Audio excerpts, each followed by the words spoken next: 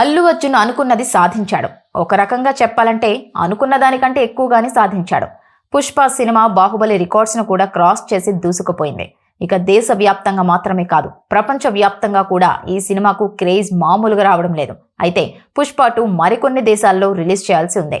China, Japan మార్కెట్లో సెపరేట్గా ఈ సినిమాను రిలీజ్ చేయబోతున్నట్టు తెలుస్తోంది. ఆ కలెక్షన్లు కూడా వస్తే ఈ సినిమా సత్తా ఏంటో తెలుస్తోంది. ఓవరాల్గా 2000 కోట్ల మార్క్ను టార్గెట్గా పెట్టుకున్నారు టీం.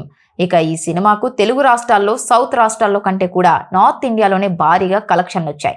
అక్కడి జనం అల్లు అర్జున్ను ఓన్ చేసుకున్నారు. ఈ సినిమాకు కనకవర్షం కురిపించారు. ఈ మూవీకి వచ్చిన 1800 కోట్ల కలెక్షన్స్లో 900 కోట్లకు పైగా నార్త్ నుంచి వచ్చినవే. ఈ సినిమాతో అల్లు అర్జున్ క్రేజ్ అమాంతం పెరిగిపోయిందని చెప్పాలి. ఇక ఈ సినిమాకు బుకింగ్స్ కూడా భారీగానే వచ్చాయి. ఒక్క బుక్ మై షో నుంచే దాదాపు 6 కోట్ల టికెట్లు బుక్ అయ్యాయి. ఇక థియేటర్లోనే కాదు, ఓటీటీలో కూడా ఈ సినిమా రికార్డులు తిరగరాస్తోంది.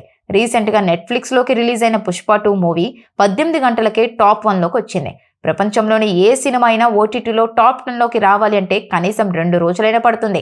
కానీ ఈ మూవీ చాలా తక్కువ టైంలోనే టాప్ 1లోకి వచ్చేసింది.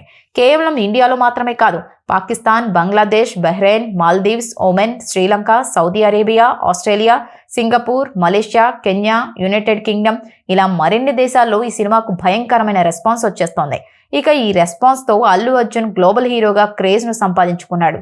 మరీ ముఖ్యంగా పాకిస్తాన్లో పుష్ప 2కి మామూలు రెస్పాన్స్ రావడం లేదు. టాలీవుడ్ నుంచి ప్రభాస్కు పాకిస్తాన్లో భారీ క్రేజ్ ఉంది. ఇక ఇప్పుడు అల్లు అర్జున్ ఆ స్థానాన్ని కొల్లగొట్టాడు. ఓటీటీలో ప్రస్తుతం పాకిస్తాన్లో టాప్ 1లో ఉంది పుష్ప 2. అక్కడ బన్నీకి భారీగా ఫ్యాన్ ఫాలోయింగ్ కూడా పెరిగిందట.